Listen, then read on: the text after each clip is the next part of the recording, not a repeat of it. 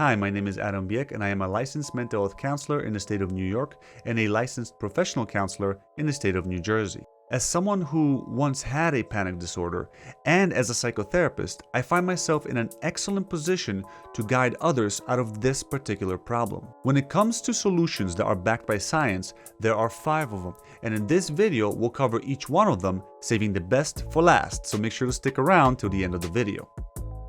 The first option is medication. It's simplest of all options, and depending on your insurance, it can also be the cheapest of all options. The downside of this option is that medication is not a permanent solution. When the medication is stopped, panic most likely will return. The word for that is relapse rate, and the common medications used to treat panic attacks have relapse rates as high as 80%. By comparison, behavioral interventions have a relapse rate of only 15%. The most commonly used drugs are benzodiazepines and antidepressants. Benzodiazepines are effective and fast-acting drugs with a high addiction potential. Antidepressants, on the other hand, can take a few weeks to start working. However, they have a low risk for abuse and don't make people as groggy as benzodiazepines. Despite the fact that medication does not solve the problem permanently, the benefit of medication cannot be overstated. It is an excellent tool to rely on temporarily when someone has become too depressed to heal themselves naturally. If you like the idea of medication, then you have to find a psychiatrist.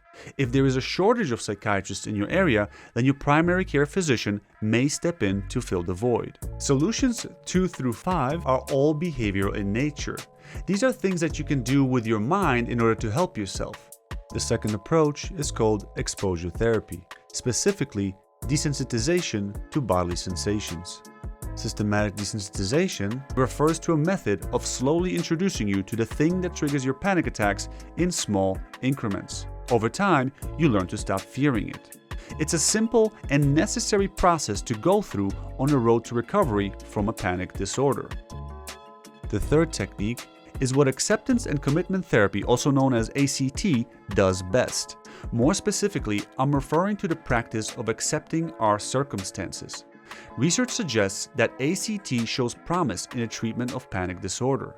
Sometimes, when we give in to the thing that we fear the most, when we stop fighting it, we realize that all the misery and the pain actually came from the act of fighting it, from resisting our experience. Sometimes, the fastest way to learn whether a pot is hot is to just touch it.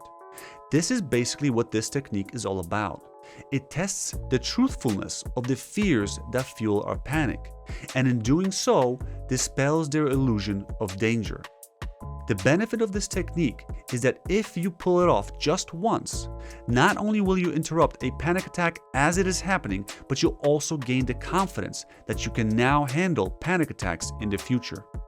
After this moment, the frequency of panic attacks reduces drastically, and with time, panic will recede completely.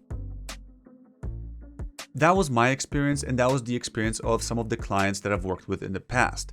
The downside of this technique, though, is that it's one of the more difficult to pull off techniques.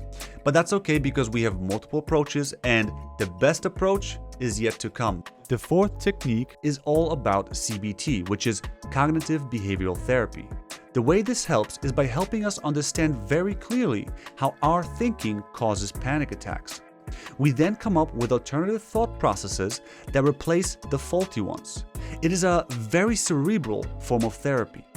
A lot of research on panic was actually done using CBT only, and we know that CBT alone can help some people, but not everyone.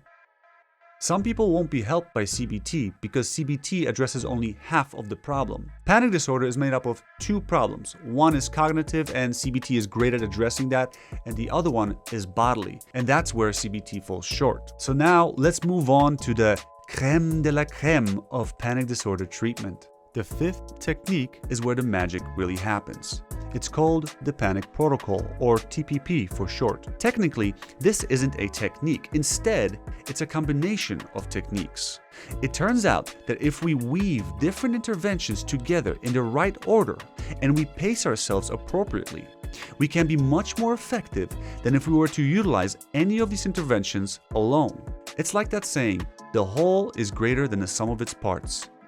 Once the treatment is complete, you end up walking away with reduced reactivity to your triggers, a heightened confidence in your ability to handle panic, tools to interrupt panic if it ever crops up, and the experience and knowledge to work through any new triggers that might show up with time. Like I mentioned in the beginning, I used to have a panic disorder, so I know how tough it is to live with it. The good news is you don't have to.